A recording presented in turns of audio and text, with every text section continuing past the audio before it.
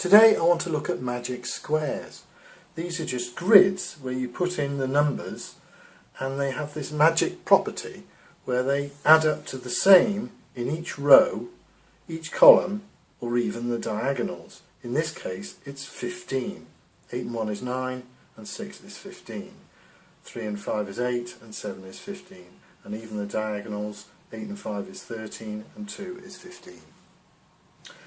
Now there's only one way of doing this with the numbers 1 to 9, and that is this one you see here. However, you can have what are called rotations and reflections. This one is exactly the same, but it's just reflected about this line. Again, it still works, it's just that the numbers are in slightly different places. But for all intents and purposes, there is only one if you exclude those reflections and any effective rotations. So now I'm going to show you how you can construct a magic square like this 3 by 3 one, or order 3, very simply by starting with a blank grid, and we'll put the number 1 in the top row in the middle.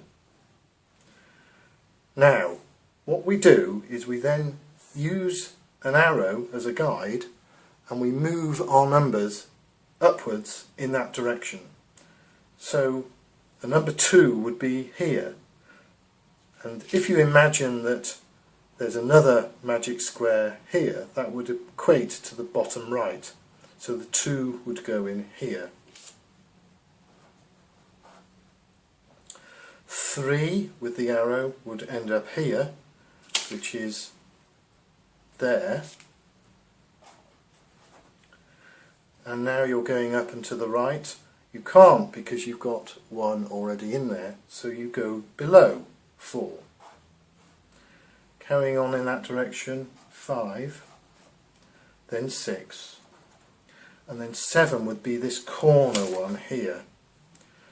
But you've already got 4 in the corner, so you then go down 7.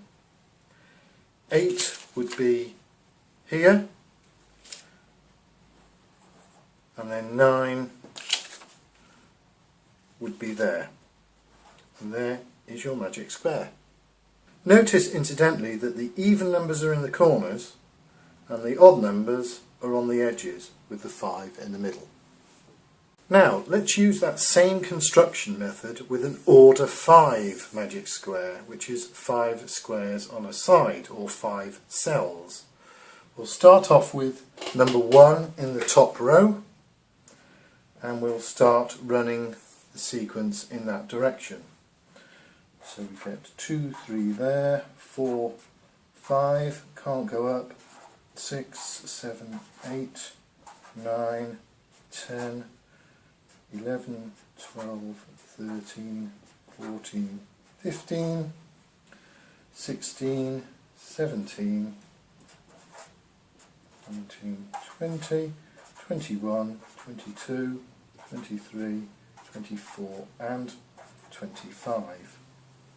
An order 5 magic square, the numbers all add up to 65 in each row, each column and the 2 diagonals.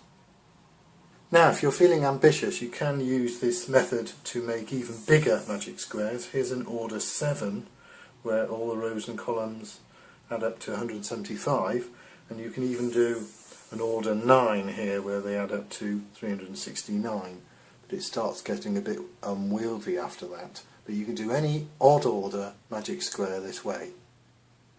Let's go back to the order 3 magic square, and instead of picking the numbers 1 to 9, let's pick the numbers 2 to 10 and do the same thing again.